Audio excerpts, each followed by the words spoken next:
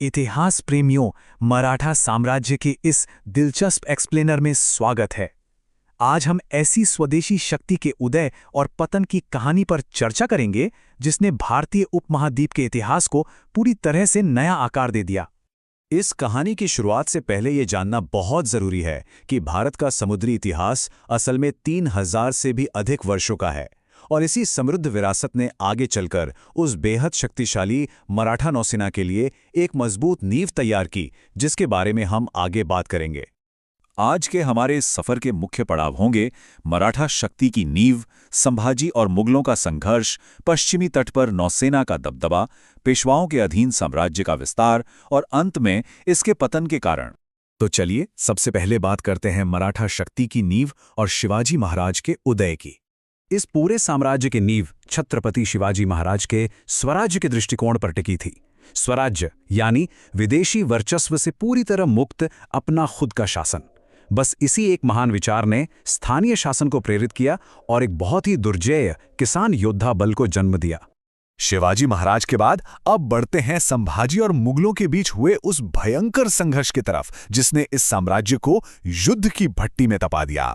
शिवाजी के उत्तराधिकारी के रूप में संभाजी के सामने औरंगजेब की विशाल मुगल सेना खड़ी थी, जो एक बहुत बड़ा और अस्तित्व का खतरा थी।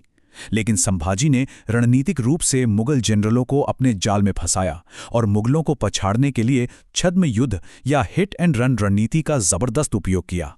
यहाँ एक बहुत ही दिलचस्प बात सामने आती है। संभाजी की विरासत इतिहास में काफी बटी हुई या ध्रुवीकृत रही है। एक तरफ उनकी कुछ बेहद प्रगतिशील नीतियां थीं, जैसे सूखा राहत और कृषि विकास, तो वहीं दूसरी तरफ अपने सहयोगों को अलग थलग करने और युद्ध के चरम तरीकों को लेकर उनकी कड़ी ऐतिहासिक आलोचनाएं भी मौजूद हैं। इतिहास को निष्पक्ष रूप से समझने के लिए हमें समकालीन विवरणों को भी देखना ही पड़ता है। यदुनाथ सरकार और पुर्तगाली रिकॉर्ड्स जैसे ऐतिहासिक स्रोत ये दस्तावेजीकरण करते हैं कि 1688 के गोवा अभियान के दौरान कुछ अत्यंत क्रूर घटनाएं भी घटी थीं। यह इस इतिहास का एक जटिल और गहरा पहलू है जिसे नजरअंदाज नहीं किया जा सकता। और फिर 1689 में एक बहुत ही दुखद मोड़ आया। मुगलों के हाथों संभाजी की अत्यंत क्रूर और यातनापूर्ण हत्या कर दी गई। लेकिन इस घटना ने मराठों को तोड़ा नहीं, बल्कि उन्हें एक शहीद मिल गया और मुगलों के खिलाफ उनका संकल्प पहले से कहीं ज्यादा मजबूत हो गया। चलिए अब रुख करते हैं पश्चिमी तट और उस ताकतवर मराठा नौसेना की ओर, जो उनके अस्तित्व का एक प्रमुख स्तंभ थी। इस इलाके का महत्व समझना हो तो इन प्राचीन और अत्यंत आकर्षक समुद्री व्यापार मार्गों को देखना होगा। इन्हीं मार्गों की वजह से भारत का पश्चिमी तट रणनीतिक रूप से इतना ज्यादा महत्वपूर्ण बन गया था। दमन से गोवा तक फैले इस कोंकण तट के कठोर और चट्टानी भूगोल ने स्वाभाविक रूप से वहां के लोगों को समुद्र की ओर मोड़ा और आगे चलकर बिल्कुल यही क्षेत्र मराठा नौसेना का एक अभेद्य गढ़ बन गया। यहां नाम आता है सरखेल कान्होजी आंग्रे का, जो एक बहुत ही कुशल रणनीतिक नवप्रवर्तक थे। उन्होंने भारी यूरोपीय जहाज़ों को चकमा देने के लिए गलबत और गुराब जैसे छोटे लेकिन बेहद तेज जहाज़ों का इस्तेमाल किया। ये वाकई आश्चर्यजनक है कि इसी शानदार रणनीति के दम पर उन्होंने 40 से अधिक वर्षों तक अंग्रेज़ों, पुर्तगालियों और डचों को अपने समुद्र तटों से पूरी तरह दूर रखा। अब बात करते हैं पेशवाओं के दौर की, जब ये साम्राज्य अपने महाद्वीपीय चरम बिंदु पर पहुंचा और इसका सबसे बड़ा विस्तार हुआ। 18वीं सदी की शुरुआत से ही हम देख सकते हैं कि पेशवाओं के लगातार उत्तराधिकार, जैसे बालाजी विश्वनाथ, बाजीराव प्रथम और फिर बालाजी बाजीराव के साथ साम्राज्य का कितनी तेजी से विस्तार हुआ। और इसी दौरान पेशवा धीरे धीरे इस महाशक्ति के वास्तविक शासक बन गए।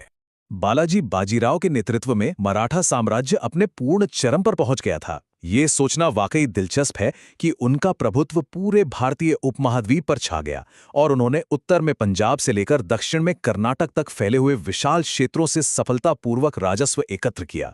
लेकिन इतना विशाल क्षेत्र का प्रबंधन एक ही जगह से करना तो लगभग नामुमकिन है। इसीलिए साम्राज्य एक परिसंघ या कन्फेडरेसी में विकसित हुआ। शक्ति को मुख्य रूप से 5 अर्ध स्वतंत्र प्रमुखों में बांटा गया। पुणे में पेशवा, इंदौर में होलकर, ग्वालियर में सिंधिया, बड़ौदा में गायकवाड़ और नागपुर में भोंसले। अंत में हर बड़े साम्राज्य की तरह इसके भी पतन का समय आया। आइए समझते हैं इस साम्राज्य का विखंडन और गिरावट कैसे हुई। साम्राज्य के टूटने के पीछे कुछ बहुत ही स्पष्ट कारण थे। आपसी एकता की कमी, कोई दीर्घकालिक दृष्टिकोण न होना और साम्राज्य का जरूरत से ज्यादा फैल जाना। इसके ऊपर से आंतरिक प्रतिद्वंदिता और 1761 में पानीपत की तीसरी लड़ाई में हुए विनाशकारी नुकसान ने उन्हें इतना कमजोर कर दिया कि अंततः वो ब्रिटिश ईस्ट इंडिया कंपनी का सामना नहीं कर पाए। इस एक्सप्लेनर के अंत में एक बहुत ही बड़ा सवाल जहन में आता है। यदि मराठा परिसंघ ने ब्रिटिश ईस्ट इंडिया कंपनी के खिलाफ अपनी एकता टूटने नहीं दी होती, तो आज भारतीय उपमहाद्वीप का इतिहास क्या होता?